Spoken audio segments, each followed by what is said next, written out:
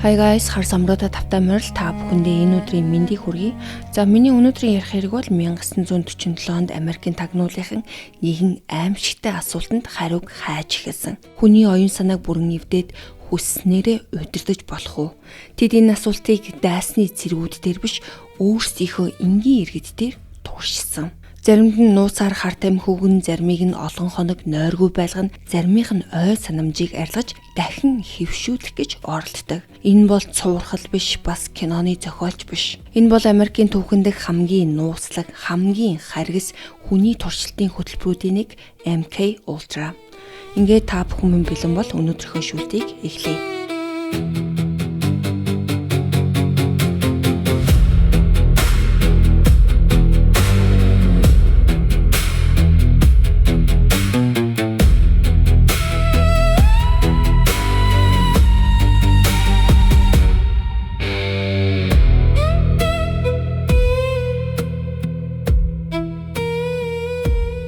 Хүйтэн эхэлж тулгааны талбар нь фронт чугам, танк, буужинч биш, харин хүний оюун ухаан өөрөө болсон цаг үе. CIA-ийн офисуудад нууц төлөвлөгөөнүүд боловсруулагдаж, код нэрс өгөгдөн, төсвүүд батлагдаж байсан бөгөөд удалгүй Сидни Готлиб гэх хэмж хүн хүний зовлонгоор төлбөрөө хийх, хүний ухамсарыг бай болгосон нууц ертөнцийг хянах хэрэгтэй болно.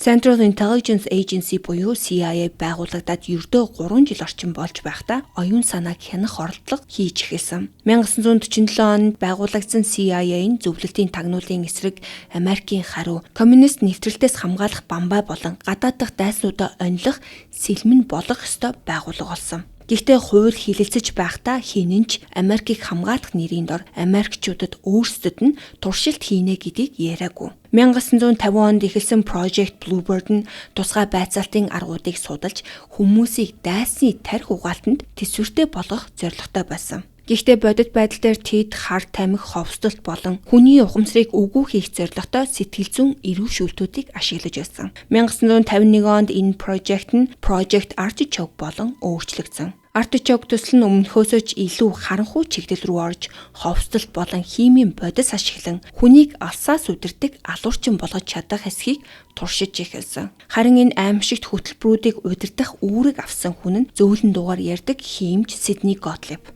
Виржиниа мужийн захын хороолд амьдардаг хөршүүдийнхээ хувьд тэр цахирмаа цэцэг ургуулдаг, сандарсан үедээ баг зэрэг гацж ярддаг жирийн л нэг төрийн албан хаагч. За харин CIA-гийн техникийн үйлчилгээний хэлтэст ажилладаг хүмүүсийн хувьд Готлиб бол огт өөр дүр төрхтэй. Тэр хүний зовлонгийн хязгаарыг судлахдаа хитрхи их сонирхдог, чадварлаг эрдэмтэн байсан.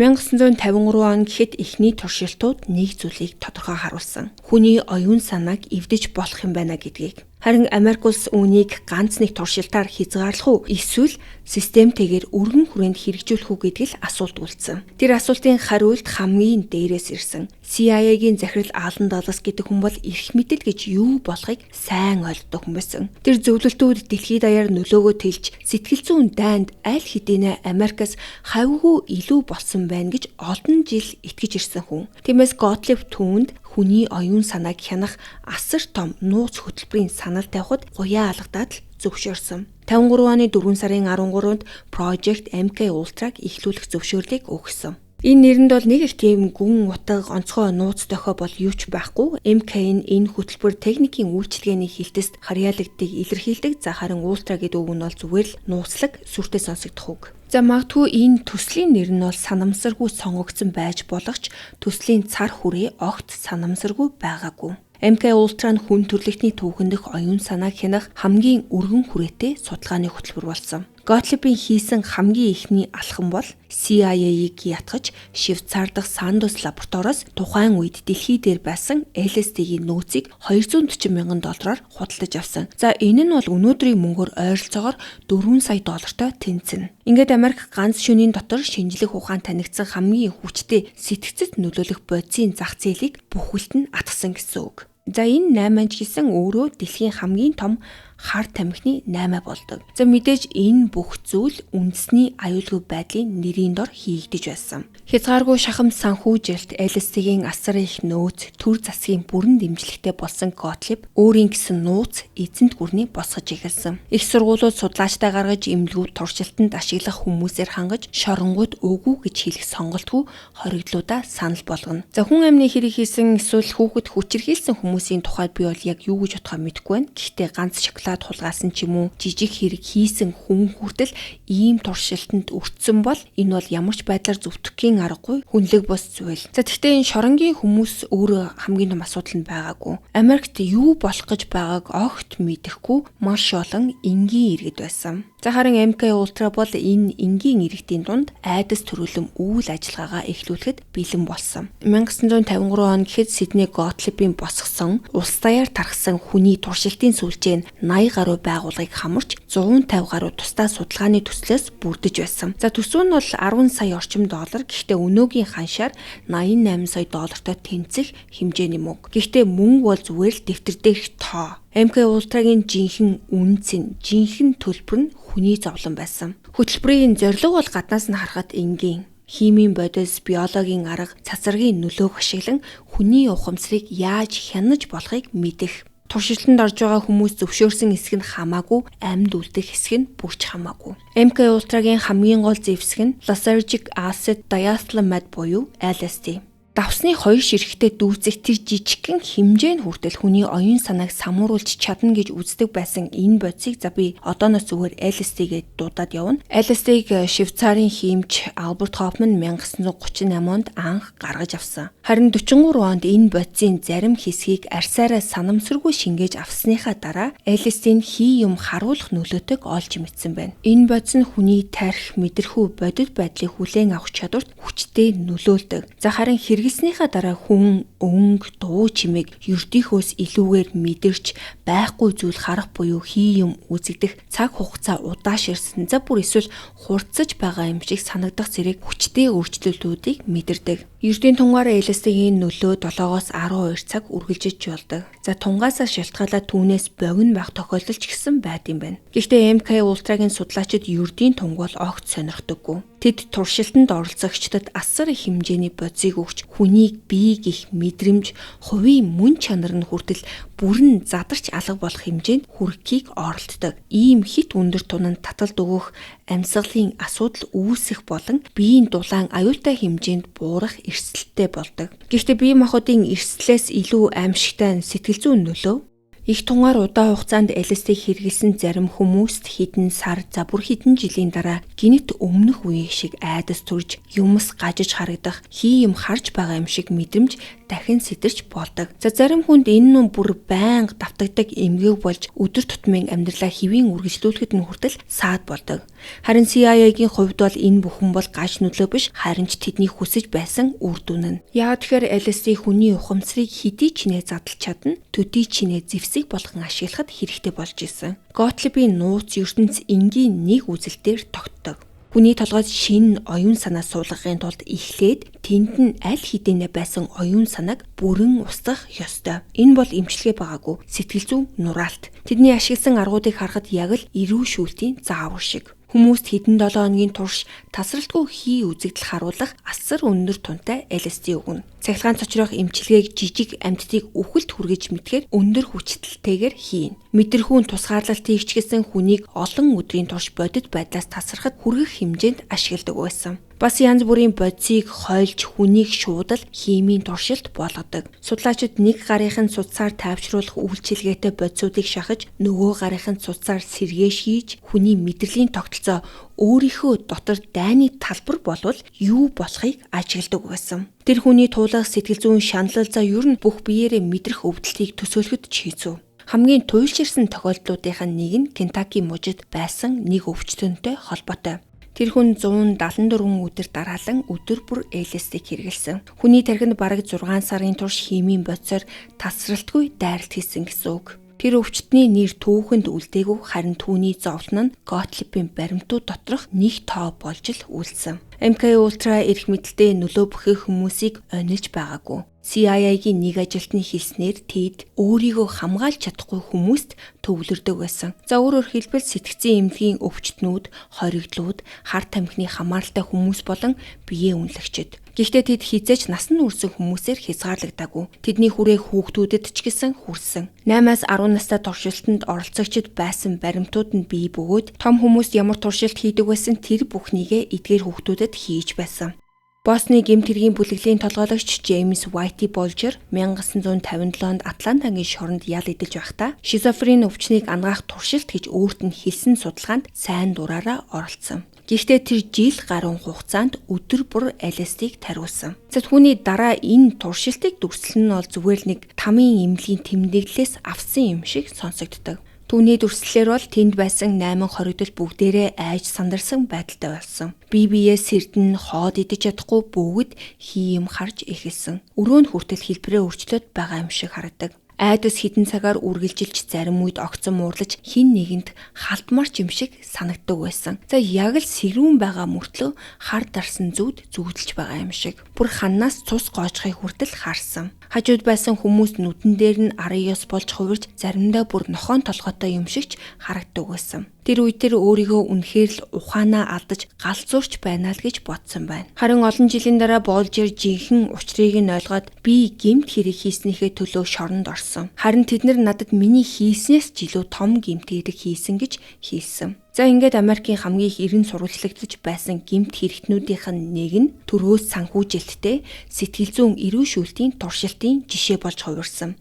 MK Ultra-гийн хамгийн гажуудсан ажиллагаануудынх нь нэг нь бодит гэдэгт итгэхэд хитрхи хачин сонсогдно. За энэ нь бол Operation Midnight Climax буюу монголоор шүн дундын оргил үйл ажиллагаа. Төрөөс ажиллаж байсан биеэ үнэлэгч эмэгтэйчүүд юу ч сэжлээгүй ирчүүдийг Сан Франциско болон Нью-Йорк дахь CIA-гийн нууц байрууд руу дагуулж очино. Тэнд ирчүүдэд мэдэгдэлгүйгээр LSD өгөөд бодисын нөлөө хэрхэн үйлчилж байгааг хоёр талдаа харагддгүй толны ард сууж ажиглана. Ирчүүдэд хар тамхи өгч байгааг нь хинч мэдээгүй тэд бол зүгээр л эмэгтэйчүүдтэй зугаацгаар ирсэн ирчүүд. Харин тэдний хийсэн, хэлсэн бүхнийг дараа нь шинжилхийн тулд бичиж авч байсан. Харин энэ ажиллагааг удирдах байсан CIA-гийн ажилтан George Hunter White хожим өөрийн ажлын талаар бүр маш их баяртайгаар ярьсан байдаг. Тэр хэлэхдээ би энэ ажилд бүр сэтгэл зүрхээрээ зүтгэсэн.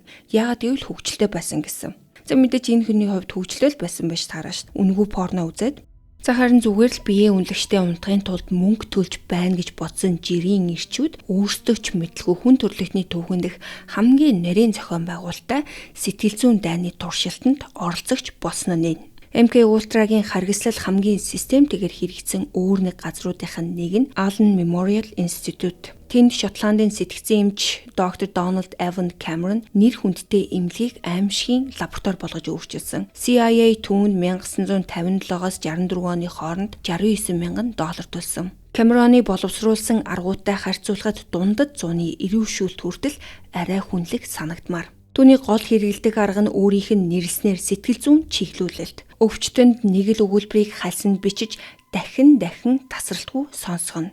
Зарим хүн эмчилгээнийхээ хугацаанд тэр ганц өгүүлбэрийг хэдэн 100,000 удаа сонсож байсан байна. Гэхдээ энэ бол дөнгөж эхлэлнэ. Cameron өвчтнүүдэд Chlorpromazine гэх эмийг их тунгаар өгч өөрийнх нь унтлагын өрөө гэж нэрлэдэг тасагт зохиомлоор комд оруулдаг. Мансууруулах бодисоор үүссэн энэ нойр хідэн өдрөөс эхлээд 86 хоног хүртэл үргэлжилж байсан.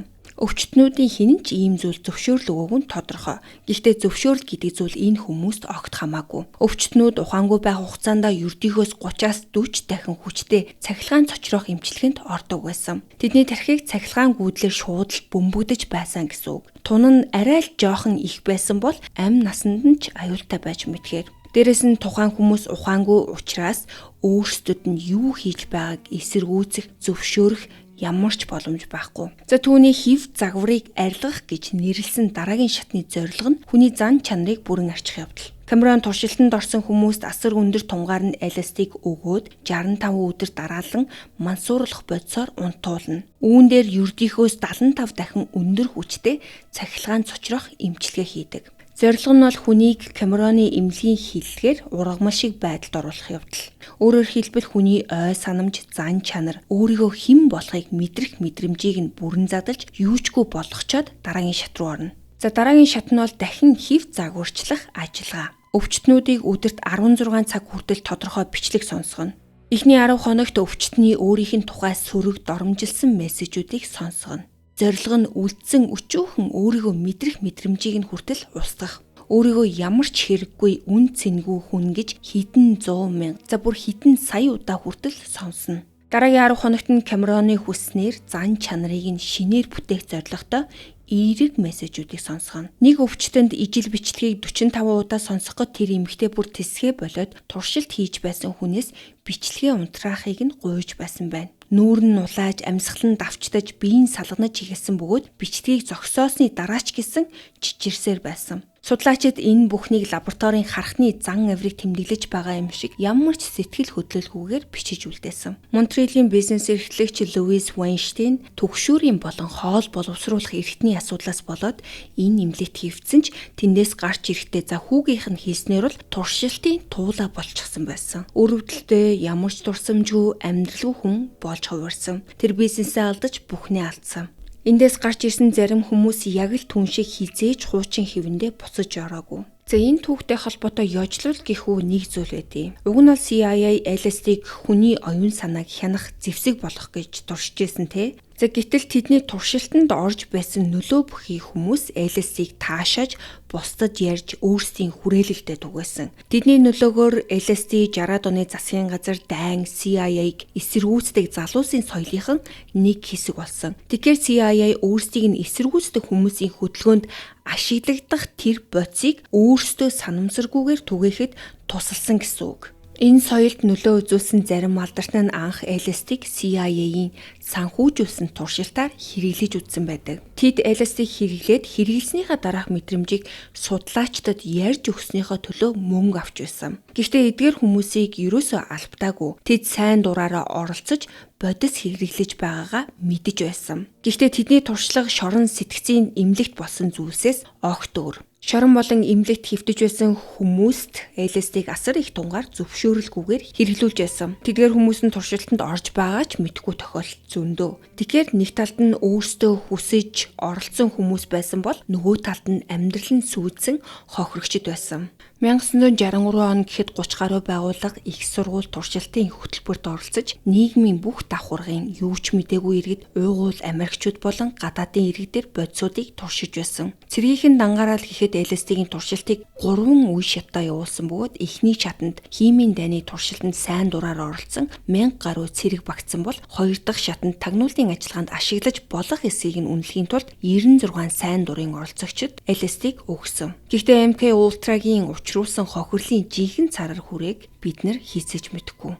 Яа тэгэхээр CIA олон баримтаа санаатаагаар устгасан. Тиймээс хэдэн мянган хохирчийн нэр тэдэнд яг юу хийсэн нь өнөөдөрч тодорхойгүй хിവэрэ. Тэдний дурсамжийг нь арилгахыг оролцсон шигээ зовлонгийн ч гэсэн түүхээс арчхыг оролцсон гэсэн үг. Бидний мэдэж байгаа зүйл бол Америкийн нэгдсэн улсын засгийн газар бараг 10 жилийн турш хүн төрөлхтний түүхэнд хамгийн том оюун санааг хянах хөтөлбөрийг ажилуулсан явдал. Өөрсдийнхөө иргэдийн хүйтэн дайны нэрийн дор зүгээр л сольж болох туршилтын туулаа шиг үзэж байсан.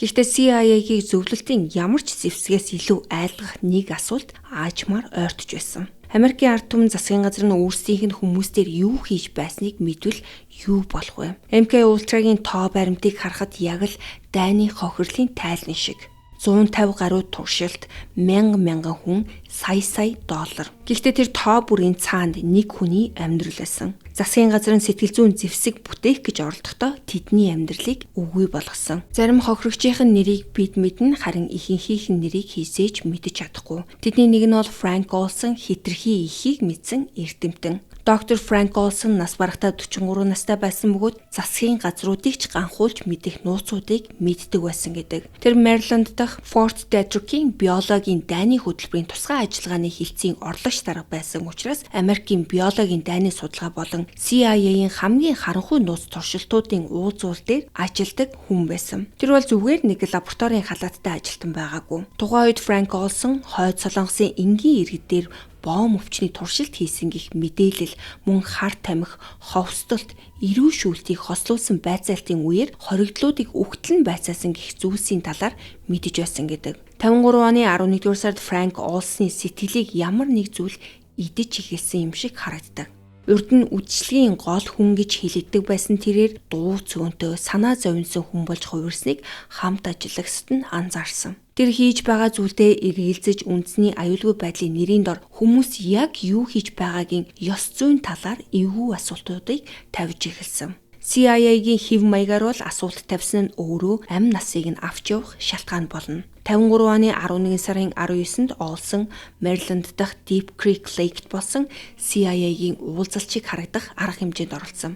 Ойролцоогоор 20 CIA болон армийн албан тушаалтан аслагдсан нэг байшинд цуглаж хэрэгжиж байгаа төслүүдийнхээ талаар ярилцсан. За тэдний дунд мэдээж Сидни Готлиб, түүний туслах Роберт Лашбрук хоёр байсан. Оройн хоолны дараа хүмүүс ууж тайвширч байх үед Готлиб болон Лашбрук хоёр согтууруулах ундаанд нууцаар LSD-г хийсэн. За харин согтууруулах ундааг ууж байсан хүмүүсийн хинэнч харт амигтайг нь мэдээгүй. Харин Готлиб бодис нь биед орсноос хойш 20 минутын дараа л энэ тухай хөнгөн маягаар тэдэнд хэлсэн. Гэхдээ тэнд байсан ихэнх хүмүүс юу болоод байгааг ойлгосон учраас гинтийн нөлөөг тодорхой хэмжээнд мэргэжлийн байдлаар давж гарсан гэдэг. Харин Франк Олсон тэгж чадаагүй. LSD түүний сэтгэл зүйд лантуугаар зогсон юм шиг хүчтэй нөлөөлж тайван бус болж хамт ажилтдаг хүмүүс нь өөрийнх нь эсрэг ямар нэгэн зүйл төлөвлөж байна гэдэгт итгэж эхэлсэн. За үнэндээ тэд тийм зүйл төлөвлөж байсан ч байж магадгүй. Өглөө болоход Олсны сэтгэл санаа бүрэн хямарсан байдалтай байсан. Тэр Мэриленд дахь гэртээ гэр бүл дээрээ очимоор байна гэж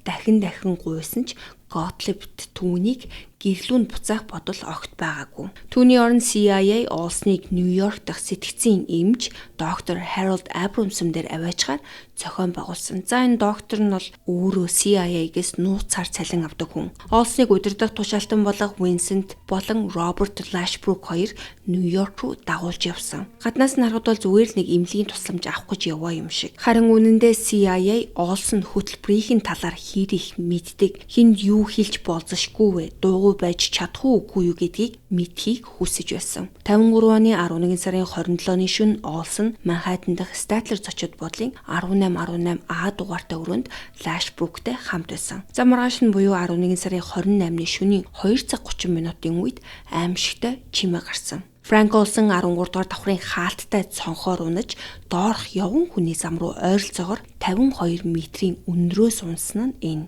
Цагдаа нарыг очиход Lashbrook жорлон дээрээ бүрэн хувцастайгаа сууж байсан гэдэг. Тэгээд түүний хийсэн эхний дуудлага түргэн тусламж цагдааруулж байгаагүй. Тэр эхлээд CIA дэх холбоо барих хүмүүс рүүгээ залгасан. За харин албан ёсны тайлбар бол машингийн. LSD-гийн нөлөөгөөр сэтгцийн хүнд хямралд орсон Франк Олсон зочид буудлынхаа цонхоор үсэрч амиа хорлсон. Ингээд хэрэг хаагдана. Гэр бүлд нь нөхөр аав нь мэдрэлийн хүнд хямралд орж нас барсан л гэж хэлсэн. Гэхдээ энэ тайлбарын нарийн ширийн зүйлс хоорондоо огт нийцдэггүй. Тухайн шөнө Олсон дээр хамгийн түрүүнд очсон зочид буудлын шөнийн менежер Armand хожим ингэж дурссан байдаг. Зочид буудлын салбарт ажилласан энэ олон жилийн хугацаанд шөнө дунд хүн дотор хувцастайгаа өрөөгөөр гүйж хоёр орыг тойрч гараад хөшгөн татагдсан хаалттай цонхоор шууд үсэрсэн тохиолдолтой би хизээж таарч байгаагүй гэж хэлсэн. За бас дээрэс нь энэ хэргийн физик нь хүртэл өөрөө буруу байсан. Олсны унсан чиглэл нь огт өөр, цонх хүртлэх зай, өрөөний байрлал, радиаторыг давж хаалттай цонхыг хаглаад гадагш шидэгдэх шаардлагатай хүчгээд бүх зүйл амиа хорлолт биш түүнээс хавьгүй бараан зүйл болсныг илтгэдэг. 1994 онд буюу аавыгаа нас барснаас нь хойш бараг 40 гаруй жилийн дараа Эрик Олсон цогцыг нь ухаж гаргаж дахин задлан шинжилгээ хийлгэхээр шийдсэн. Шүүх эмнэлгийн шинжилгээний хариу албан ёсны тайлбарыг бүрэн ганхуулсан. Олсны толгойд унахаас өмнө мохой зүйлээр цохиулсан байж болзошгүй гэмтэл илэрсэн. Өөрөөр хэлбэл түүнийг унахаас өмнө хэн нэгэн цогсон байх магадлалтай.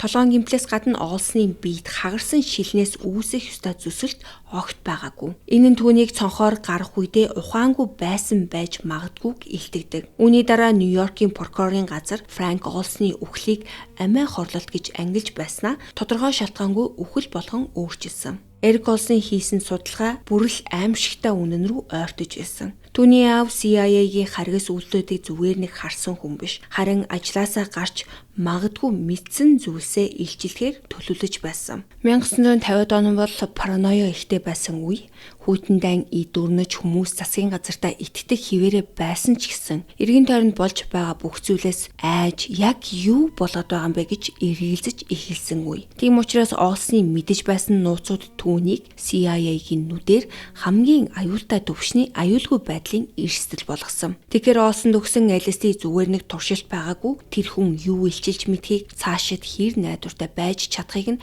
шалгах байцаалтын бодис байсан гэсэн үг. Харин тэр байцаалтын үнэлгээ таагүй гарсан үед Франк Олсныг бүрэн мөсөн дуугүй болгох хэрэгтэй болсон. Ингээд энэ хэрэг аажмаар задарч эхэлсэн. Гэхдээ Франк Олсны с ิจ тэй өглөөс 6 сарын өмнө өөр нэг хүн CIA-гийн химийн зэвсгийн хөтөлбөрийн золиос нь болсон. Тэр хүн бол Harold Blower. Тэр 42 настай мэргэжлийн теннис чинь аав хүн байсан бөгөөд гэрлэлтэд цуцлуулсны дараах сэтгэл гутралын улмаас 52 оны 12 дугаар сард Нью-Йорк мужийн сэтгцэн эмнэлэгт эмчилгээ хийлгэхээр хийвцэн. Гэхдээ Blower нэг зүйлийг мэдээгүй. Түүнийг эмчилж байсан эмчнэрийг армийн химийн корпус нууц хөтөлбөртөө элсүүлсэн байсан бөгөөд тэднийг нийлэг мескалины уламжлалыг хүн дээр турших ёстой байсан. За энэ нь бас химийн мансууруулах процесс. 52 оны 12 дугаар сар 53 оны 1 дугаар сарын хооронд Blower туршилтын бодисыг 5 удаа харин тарих бүртээ тунг нь улам нэмэгдүүлж тарьсан. Сүүлийн тарилгыг 53 оны 1 дугаар сарын 8-нд хийсэн бөгөөд тэр тун нь маш их байсан болохоор ихэнх лабораторийн амьтдыг ч гэсэн үхэлд хүргэх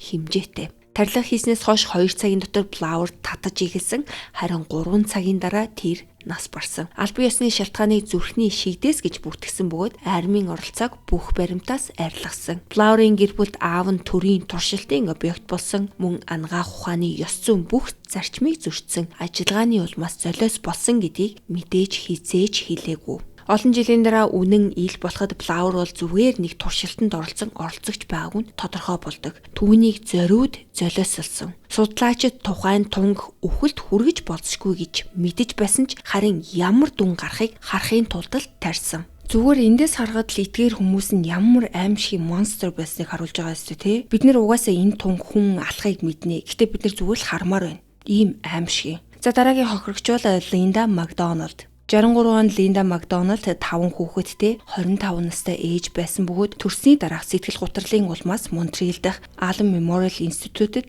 тусламж авахар очсон. Тэр Камеронд итгэж өөрийгөө дээрдүүлнэ гэж бодсон, харин Камерон түүний амьдралыг сүйтгэсэн. Макдоналд нь өмнө нь ярьсан HIV загварыг арилгах бүх аргуудад өртсөн бөгөөд түүнийг 102 өдрийн турш мансууруулах бодисоор үүсгэсэн команд байлгаж асар өндөр хүчтэй цахилгаан цочрох эмчилгээ хийсэн. Тэгээд ухаан орохдоо нөхрөөж 5 хүүхдээч огт санахгүй. За тэр бүхэл бие засах зэрэг хамгийн энгийн зүйлсийг ч гэсэн хийж чаддаггүй болсон. Хожим нөхөр нь тэр яг л нэраа хүүхэчиг болцсон байсан. Би түүнд бүх зүйлийг дахин заах хэрэгтэй болсон. Алхах, ярих, халбах хэрэглэх. Тэр намайг хэн болохыг мэддгүү, өөрийгөө хүүхдүүдтэй гэдгээч мэддгүү байсан гэж ярьсан. Камероны эмнэлэгт залуу ээжээрээ орсон тэр эмэгтэй дотроо бараг юучгүй хоосорсон нэгэн болоод гарч ирсэн. Тэр дурсамжаа өөрийгөө хэн болох мэдрэмжээ хийцээч бүрэн бусааж авч чадаагүй.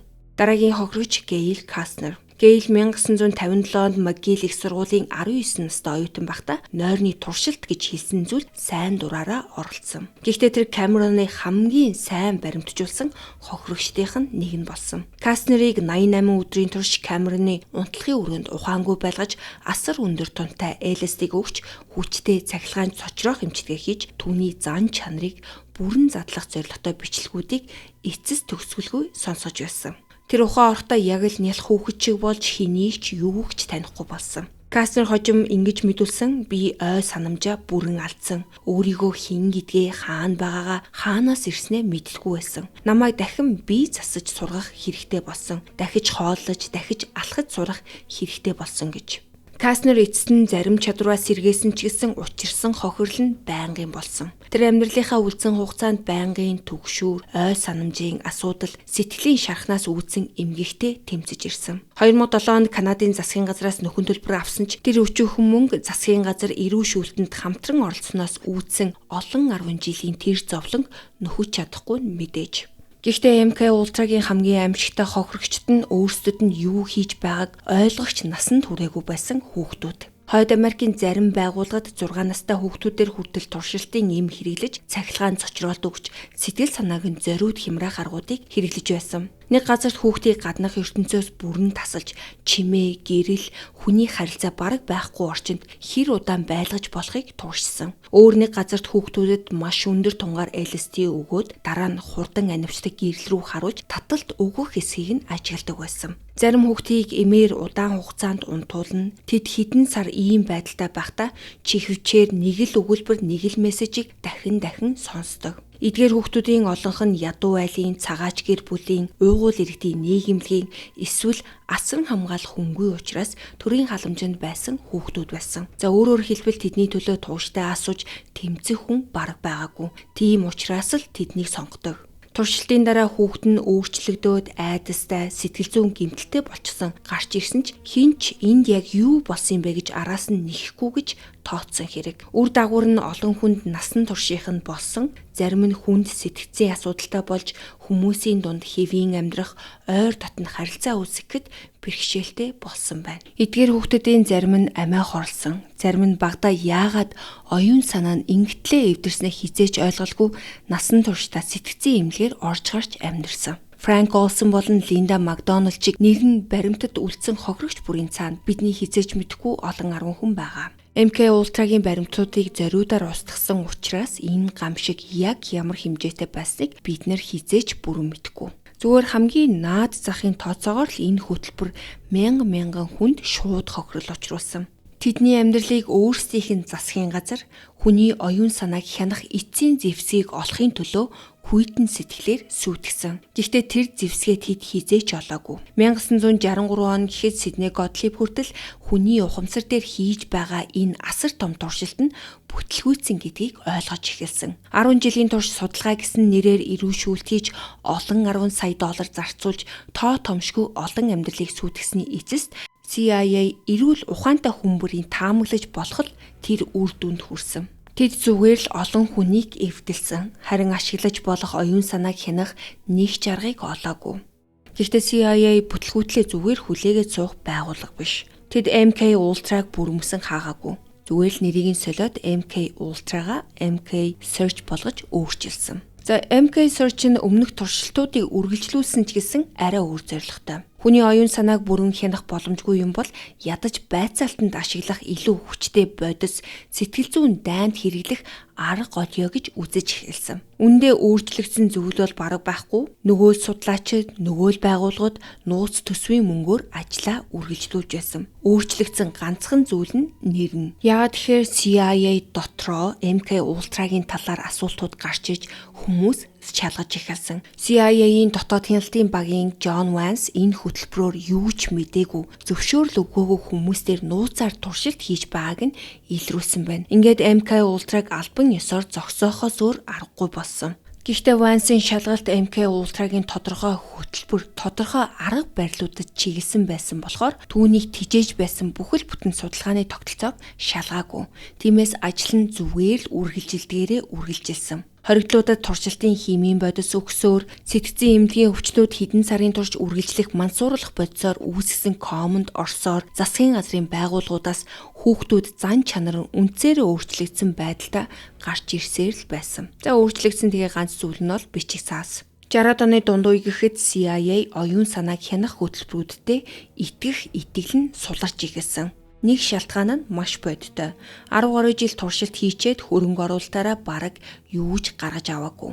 Нөгөө шалтгаан нь ёс суртахуунтай холбоотой. Иргэний эрхийн хөдөлгөөний үед өсөж том болсон шинэ үеийн CIA-ийн ажилтнууд байгууллагад орж ирж байсан бөгөөд тэд өмнөх үеийнхний тагнуулын ажлын нэрээр гаргадаг байсан ийм энгийн мөртлөө харгислыг хүлээн зөвшөөрөх нь хамаагүй бага. За өөрөөр хэлбэл тэд нар бүгдээрээ новш байгаагүй гэсэн үг. Эдгээр шинэ хүмүүс үндэсний аюулгүй байдлын нэрийн дор хамт ажиллагсад нь яг юу хийж байгааг асууж эхэлсэн. Туршилтын цар хүрээ CIA дотор илүү олон хүнд мэдэгдэхин хэрээр энэ асуултуудыг үл тоомсорлоход улам хэцүү болдог. Ёс зүйн ямар ч хэл хязгааргүй болсон судлаачид хүмүүсийг лабораторийн харах шиг үзэж улам бүр хачин аимшигтай туршилтанд оруулж байна гэсэн яриа дотроо тархаж эхэлсэн. Камероны хэрэглэж байсан сэтгэл зүйн ирүүшүүлтийн аргуудын талаар хүртэл яриа гарч эхэлдэг. Эмчилгээ хийлгэхээр эмнэлэгт орсон хүмүүс эргээд гарч ирэхдээ өмнөх хүнээсээ огт өөр юу ч санахгүй сэтгэл нь хоосорсон юм шиг болчихсон байдаг тухайч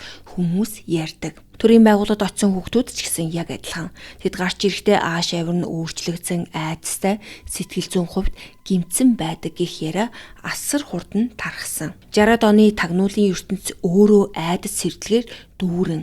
Гэхдээ MK Ultra болон түүнийг залгамжилсан хөтөлбөрүүдийн хийж байсан зүйл нь CIA дотроо хитрхи харгас, хитрхи утгагүй санагдаж эхэлсэн. Гэтэл энэ бүх нууц туршилт явагдаж байх хооронд Америк өөрөө өөрчлөгдөж байсан. 60-аад онд хүмүүс засгийн газрын хийж байгаа зүйл болгонд өмнөх шигээ сохроор итгэхэ болсон. Иргэний эрхийн хөдөлгөөнөөр дамжуулж Африк гаралтай Америкчууд олон жил шудраг бус хандлагад өртөж байсныг улс орон даяараа ярьж эхэлсэн. За мөн дээрэс нь Вьетнам дахь дайнч гэсэн бас хүмүүсийг бодоход хүргэсэн. Манай улс үнэхээр зөв зүйлийг хийж байна уу? Эрх мэдэлтэй хүмүүс хүчээ хэтрүүлэн ашиглаж байна уу гэсэн асуултууд гарч ирдэг. Тэр үед залуус улс төр CIA зэрэг эрх мэдэлтэй байгууллагад итгэх нь багасж эхэлдэг. Тэгэд хүмүүс төр энэ бүхнийг улсын аюулгүй байдлын төлөө хийж байна гэхэд шууд итгэхэ болсон. Харин түүний оронд яг хэнийг хамгаалаад байгаа? Үүний төлөө хүмүүс ямар үн төлж байна гэж асуудаг болсон. Харин MK Ultra-г ихлүүлсэн хүмүүсийн сэтгэлгээ нь тэс өөр. Тэд дэлхийн 2 дугаар дайны дараах үеийн айдастай амьдарч байсан. Хэрвээ дайсан төрүүлвэл Америк ялагдсан сүрнэ гэж боддог байсан учраас өрсөлдөгчөөсөө хүчтэй болохын тулд юу ч хийж болно гэж үздэг байсан. Хүмүүс хохирох уу үгүй юу гэдгийг тэдний хувьд гол асуудал биш, гол нь зөвлөлтүүдээс төрүүлэх байсан. За харин 60-аад онд насанд хүрч ирсэн үеийнхэн хүйтэн дайны үед өссөн. Тэд коммунизмын аюул Америкийн үнэт зүйлсийг бүрэн хаях шалтгаан болж чадахгүй гэж өмнөх үеийнхнээсээ илүү боддог байсан. Олон нийтийн ухамсарт гарсан энэ өөрчлөлт нь ард түмэн юу ч мэдэхгүй байх дээр тогтож байсан төрийн нууц хөтөлбөрүүдэд за бараг л үхлийн цохилт болж өгдөг. За бас дайны хажуугаар дажин гихчээр үүн дээр 1972 онд ерөнхийлөгч Ричард Никсоны сонгуулийн багийн хүмүүс өрсөлдөгч намын төв рүү нууцаар орж утас чагнах төхөөрөмж суулгахыг оролцсон. Дараа Никсоны засаг захиргаа хэрийг нуух гэж худлаа хийлж мөрдөн шалгалтанд саад хийсэн нь илэрч Никсон 1974 онд огцорсон. За Никсонтой холбоотой энэ хэрэг бол MK Ultra-тай бол шууд холбоогүй. Гэхдээ Америкчуудад нэг зүйлийг ойлгуулж өгдөг. Ерөнхийлөгч нь хүртэл худлаа хийлж гэмт хэрийг нууж чаддаг юм бол CIA зэрэг нууц байгууллагад хаалттай хаалганы цаана өөр юу хийж байж болох вэ гэдэг асуулт. Үүний дараа сэтгүүлчид Конгресс болон төрийн байгууллагаас илүү их баримт, илүү тодорхой хариултуудыг нэхэж эхэлсэн. Харин нууц хിവэр байх нь амин чухал байсан энэ MK Ultra шиг хөтөлбөрүүдэд энэ нь маш аюултай болсон. Тагнуулын байгууллагын эсрэг улс төрийн уур амьсгал эргэхэд CIA-гийн захирал Ричард Холмс хүнд байдалд орсон. За тэр бол CIA-гийн хамгийн нууц, хамгийн эмзэг хөтөлбөрүүдийг олон жил байгуулж хамгаалж ирсэн хүн. Ричард бол жинхэнэ CIA-гийн хүн. Ажлынх нь зарим хэсэг жирийн хүмүүст жигшмээр санагдаж боловч Америкийн аюулгүй байдлын төлөө зайлшгүй хэрэгтэй гэж итгэдэг байсан. 1973 онд тэр тэтгэврт гарахаасаа өмнө нэг шийдвэрийг гаргасан. За тэр MK Ultra-гийн бараг бүх баримтыг устгахыг тушаасан. За энэ бол зүгээр нэг хідэн цаас хайсан хэрэг биш. Баримт бичгийн шүүгэнүүдийг хоосолж файлуудыг нэг бүрчлэн устгасан. Ричард бол гэхдээ үүнийгээ зүгээр л энгийн захиргааны ажил юм шиг тайлбарладаг. За гэхдээ мэдээж жинхэнэ зорилго нь бол ойлгомжтой. CIA-г суурүүлж удирдлагуудыг нь эрүүгийн хариуцлагад татаж мэдэх нотлох баримтуудыг арилгах. За өөрөөр хэлбэл хийсэн зүйлтэйгээ нүүр тулахын оронд уул мөрийг нь арилгасан. За яг зүгээр л юу ч болоогүй баримт байхгүй тэгэхээр бид нар юу ч хийгээгүй гэж хэлж байхтай адилхан. За харин баримт устгах ажиллагааг бол маш нарийн зохион байгуулалтаагаар устгасан. CIA-гийн ажилтнууд ээлж солигдуулгүй ажиллаж харин ажил дуусахад бараг юу ч үлдээгүй.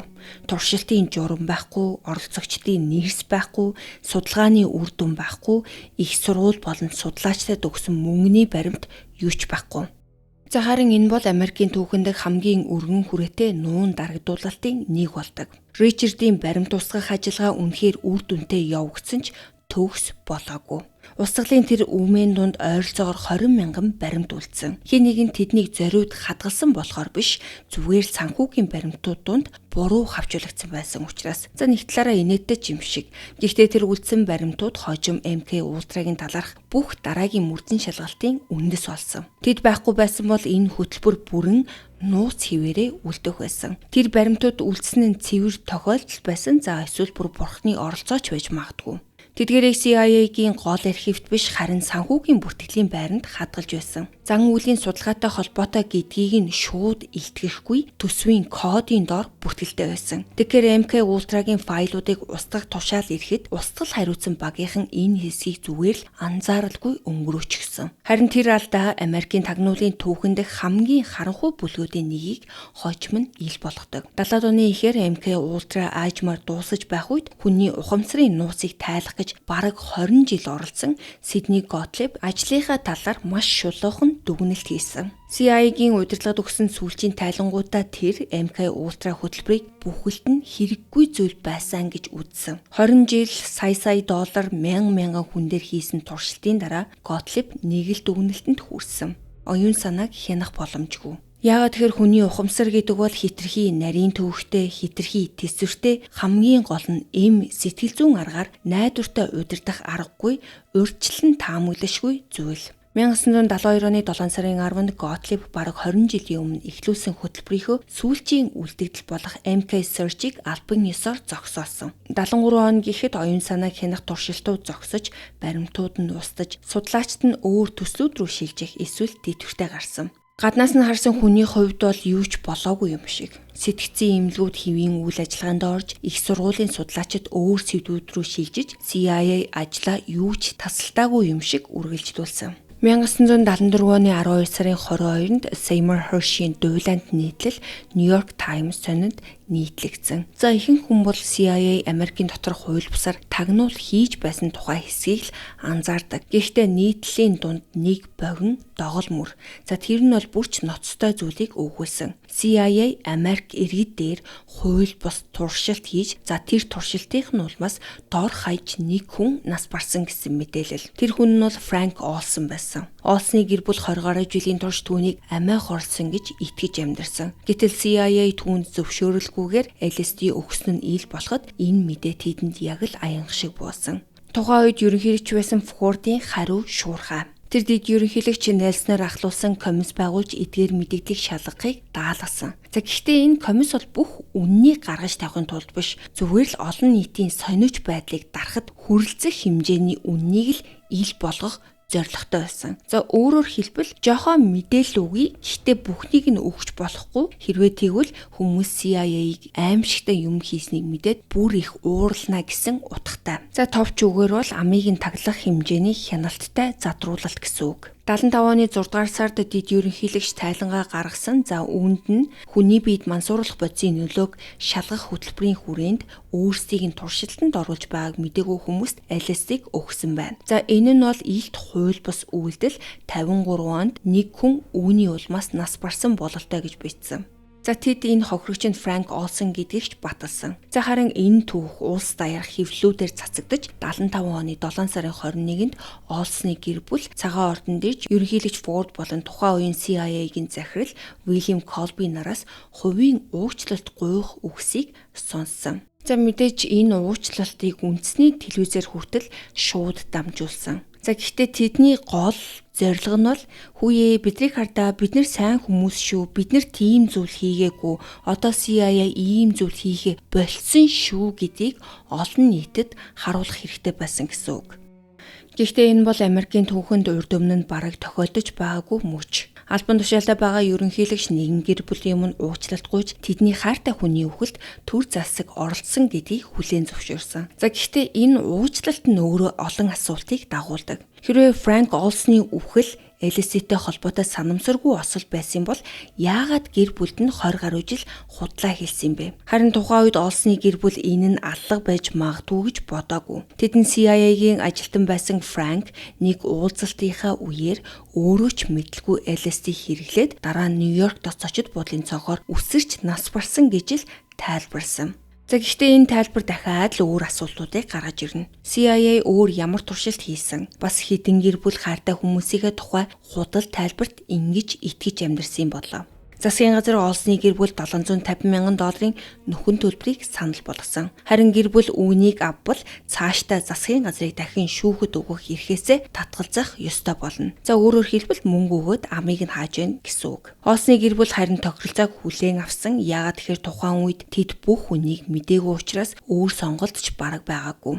Ингэснээрээ энэ хэрэг дахин нэг удаа нууцлагдсан. Диж ерөнхийлөгчийн комисс CIA-гийн хууль бус ажиллагааны өчүүхэн хэсгийг л харуулсан. За харин сенатор Франк Чорчийн удирдсан сенатын тусгай хороо илүү гүнзгий бодит мөрдийн шалгалтыг эхлүүлсэн. 75 оны 1-р сард Сенат уг хороог 82-4 гэсэн саналаар баталж энэ комист шаардлагатай гэж үзсэн хэмжээндээ хүртэл гүнзгий шалгах эрхийг нь олгосон. Айдахогийн сенатор Франк Чорч ийм том мөрдийн шалгалтыг удирдах хачиргалтай сонголт юм шиг харагдав. Яагаад гэхээр тэр хүн нам гүм албаны өнгө аястай зөөлөн ярьдаг хүн. Гаднаас нь харахад улс орны хамгийн хүчрэг тагнуулын байгууллагатай тэмцэхээс илүүтэйгээр хөдөө аж ахуйн бодлогын талаар мэтгэлцэж тохирох хүн шиг л санагдаж болохоор. Гэхдээ Чорч өмнө нь цэргийн тагнуулын ажилтан байсан бөгөөд нууц байгууллагад хэрхэн ажилдгийг сайн ойлгодог хүн. За мөн ямар ч байгууллага ардчилсан хяналтаас гадуур ажиллаж болохгүй гэсэн зарчимд туйлын үнэн ч хүн байсан. 16 сарын турш энэ комисс нийт 126 удаа хуралдаж 40 дэд хорооны сонсгол зохион байгуулсан. 150 ажилтнтай баг 800 орчим гишчээс мэдүүлгийг авсан. Тэд өмнө нь Конгрессийн жинхэнэ хяналтанд хизээж орж байгаагүй байгууллагуудаас баримт бичгийг шаардсан. Нууц ажиллагааны дунд бүх карьераа өнгөрөөсөн албан тушаалтнуудыг зарлан дуудаж мэдүүлэг авсан. За энгийнээр хэлбэл нүхэндээ нуугдсан могоонуудээр гэрэл тусгаж эхэлсэн гэсэн үг. За мэдээж тагнуулын байгууллагууд асар их эсэргүүцлийг үзүүлсэн. CIA-гийн захирал Уильям Колби олон жил бушлагдсан чигээрээ үлдэн гэж найдаж байсан хөтөлбөрүүдийнхээ талаар тангараг өргөж мэдүүлэг өгөхөөсөөр аргагүй болдог. Цэргийн албан тушаалтнууд олон хуулийг зөрчсөн биологийн зэвсгийн хөтөлбөрүүдийн талаар телевизийн камерын өмнө тайлбар хийхээр дуудагдсан. Нууцаар олон 10 жил хүний бие туршилт хийсэн судлаачид ч гэсэн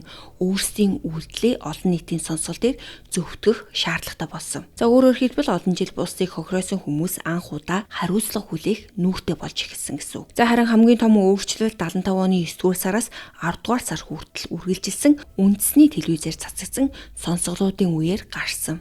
Америкчууд өөрсдийнх нь нэрийн өмнөөс төр засаг нь юу хийж байсныг анх удаа нүдэрээ харж чихээрээ сонссон.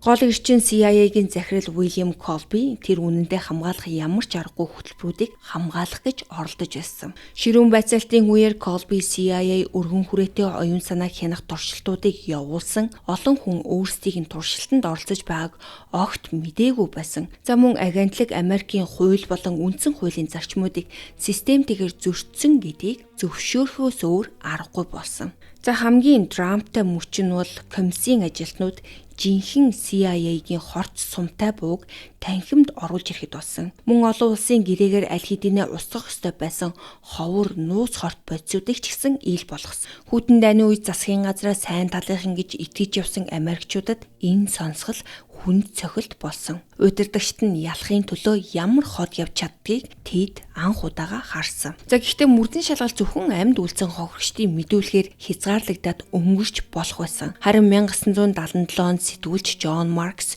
мэдээллийн эрх чөлөөний тухай хуулийн дагуу хүсэлт гаргаж Ричард Helms-ийн устгасан гэж бодож явсан тэр асар их баримтыг олж илрүүлсэн байгаа юм. Тэр нь нөгөө санхүүгийн бүртгэлийн материал дунд санамсаргүй үлдсэн 20 мянган баримт бичиг. За харин эдгээр баримтал яг л жинхэнэ нотлох баримтын сан болдог. Туршилтын аргачлал, их сургуулиудаа хийсэн гэрээ, туршилтанд хүн татах заавар, судалгааны үр дүнгээд олон зүйл байсан. Хамгийн гол нь энэ зүйл бол тусдаа гарсан хідэн явдал биш, бүхэлдээ системтэй хэрэгжсэн хөтөлбөр байсан гэдгийг баталдаг. Эдгээр баримтууд MK Ultra хүмүүсийн төсөөснөж өргөн хүрээтэй болсныг харуулсан. Олон 10 их сургууль, хэдэн зуун судлаач, хэдэн мянган хүн оролцсон байсан. Үүний дараа 1977 онд Сенат дахин сонсгол хийж MK Ultra-гийн туршилтанд өртсөн хүмүүс анх удаа олон нийтийн өмнө өөрсдийн туулсан зүйлсийн талаар мэдүүлэг өгсөн. MK Ultra-гийн энэ илчлэлтүүд хүмүүсийн хувьд бүрэл их хүнд тусдаг. Энэ бол гадаадын дайсандаа хийсэн дайн биш, өөрийнхөө иргэд дээр тэр дундаа хүүхдүүд дээр хүртэл ямар ч зөвшөөрлгүйгээр эмнэлгийн болон сэтгэл зүйн туршилт хийсэн төрийн ажиллагаа. За харин Америкчууд хариуцлага нэхэхэд бас нэг асуудал гарч ирдэг. Энэ систем нь анхнаасаа хинч шууд буруутгагдахгүй байхаар зохион байгуулагдсан. Тушаалуудыг амаар өгнө, баримтуудыг хэсэглэж хадгалдаг, хариуцлагыг олон байгууллага гэрээд хүмүүсийн дунд дамжуулдаг. За харин MK Ultra-гийн ажиллагааны гол хүн Сидни Готлиб 73 он гэхэд Калифорниад тайван гэгчэнд тэтгэвртэй гарчихсан байсан. Конгрессийн мөрдөн шалгагчдад мэдүүлэг өгөхдөө Готлиб өөрийгөө үндэсний аюулгүй байдлын төлөө таагүй ажлыг хийхээс өөр аргагүй болсон үнэнч төрийн албан хаагч мэтээр харуулахыг оролдсон. Түүний мэдүүлэг бол хариуцлагаас бултах оролдлого.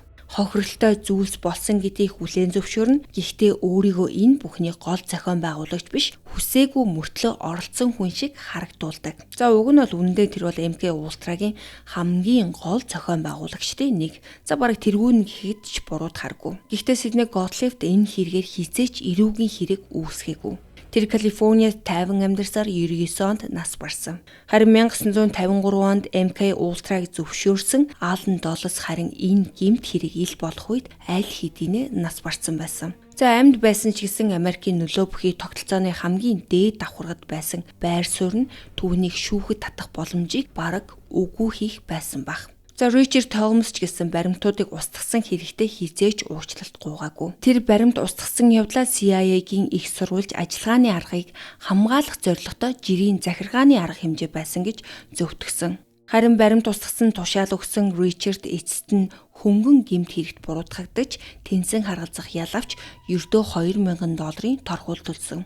CIA-гийн хүмүүсийн адил MK Ultra-д оролцсон их сургуулийн олон судлаач гэсэн бодит хариуцлагыг хүлээгээгүй. Тэдний хийсэн хамгийн ноцтой зөрчил нь бол Нюрнбергийн дүрмийг зөрчсөн явдал. За энэ дүрм бол нацистуудын дайны гэмт хэргийн шүүх хурлын дараа бий болсон бөгөөд хүний биед туршилт хийх ёс зүйн үндсэн зарчмуудыг тогтоосон. За хамгийн гол шаардлага нь бол энгийн. Хүн дээр туршилт хийх бол тухайн хүн яг юу болохыг бүрэн ойлгосон сайн дураараа зөвшөөрсөн байх ёстой. Харин үүнийг зөрчсөн хүн эрүүгийн хариуцлага хүлээх ёстой гэж Америкийн прокурорууд өөрсдөө тухайн үед хэлж байсан. Гэхдээ Америкийн судлаачид яг ийм дүрмийг зөрчихэд хариу нь өөр байсан. Гэхдээ энэ хэсэг бол айгүй муухай байгаас те. Америкууд өөрсдөө бусад орны хүмүүс шаардлага тавьж хуулийг хэрэгжүүлж болно. Гэхдээ өөрсдөд нь тэр аюул ирэхэд хинч хариуцлага хүлээхгүй. Их сургуулийн удирдлагууд харамсаж байгаагаа илэрхийлсэн ч гэсэн судлаачид сайн санаатай, хууль ёсны зорилготой ажилласан гэж өмгөөлсөн. За хамгийн гайхамшиг нь MK Ultra-д оролцсон олон судлаач ажлаа бараг ямар ч асуудалгүй үргэлжлүүлсэн. Тэднийг ажлаас нь халаагүй төдөлзүүлээгүй. Харин ч тэд бүр цол зэрэг авч эрдэм шинжилгээний өгүүлэл хийвлүүлж дараагийн үеийн оюутнуудыг сургаж байсан. За өөрөөр хэлбэл хүмүүсийг системтэйгээр тамалсан явдал нь карьерийнх нь өчүүхэн алдаа мэт өнгөрсөн гэсэн үг. Гэтэл үүндээ энэ бол ангаахын ёс зүг үндсээр нь урвсан хэрэг байсан. За харин нөгөө Монтрел дахь Allen Memorial Institute-д хүний сэтгэхүйг дахин хэвшүүлэх нэртэй туршилт хийж олон 10 хүний амьдралыг сүйтгэсэн Дональд Камерон 1967 онд нас барсан. Өөрийнх нь хийсэн зүйл олон нийтэд ил болохоос 8 жилийн өмнө нас барсан учраас ямар ч хариуцлага хүлээгээгүй. За харин энэ хэргийн албан ёсны хариу нь маш энгийн.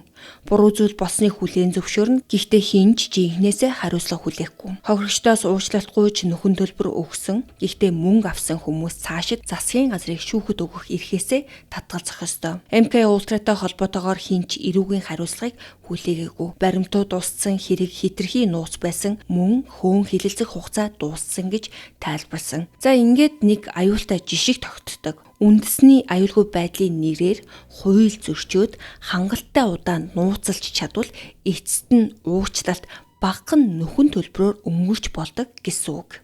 MK Ultra-гийн илчлэлт Америкчуудын төр засгаа харах үнцгийг үндсээр нь өөрчилсөн. Дараагийн бүх дуйлааныг хүмүүс үүнтэй жишиж хардаг болсон. Яагаад тэгэхээр засгийн газар нь 20 жилийн турш хүүхдүүдээр хүртэл системтэй туршилт тамлал хийж чадсан бол өөр юу хийж чадах вэ гэсэн асуулт гарч ирнэ. За энэ бол бүр мэдхээс ч аймаар. Хохирогчид хийсэн зүйлээ хүлээн зөвшөөрүүлж чадсан ч шударга ёсыг авч чадаагүй. Харин буруутнууд шийтгүүлээгүй зүгээр л олон нийтийн өмнө эвгүй байдалд орсон. За харин хамгийн аимшигтай нь энэ бүхэн Америкийн улс төрийн соёлд олон 10 жил цуурайтах нэг мессежийг үлдээсэн. Төрийн албан тушаалтнууд үндэсний аюулгүй байдлын нэрээр гэмт хэрэг үйлдвэл систем хохирогчдыг биш тэднийг хамгаална. MK Ultra Америкт нэг эвгүй асуултыг үлдээсэн. Ийм зүйл дахин болвол энэ удаа хэн нэгэн үнэхээр хариуцлага хүлээх үү? За өнөөдрийн минь та нартай бэлдсэн дугаар энд хүрээд өндөрлөж байна. За би бол дэлхийн хаа нэгтээ Монгол вэ нүү, Америк вэ нүү, Хятад вэ нүү хаанч хамаагүй энэ бодгой зүйлийг хийдэг гэдэгт бол итгэдэг. Ингээд өнөөдрийнхөө дугаарыг эхнээс нь дуустал нь сонссон та нартай баярлалаа. Дараагийнхаа дугаараар уулзлаа. Баяр таа.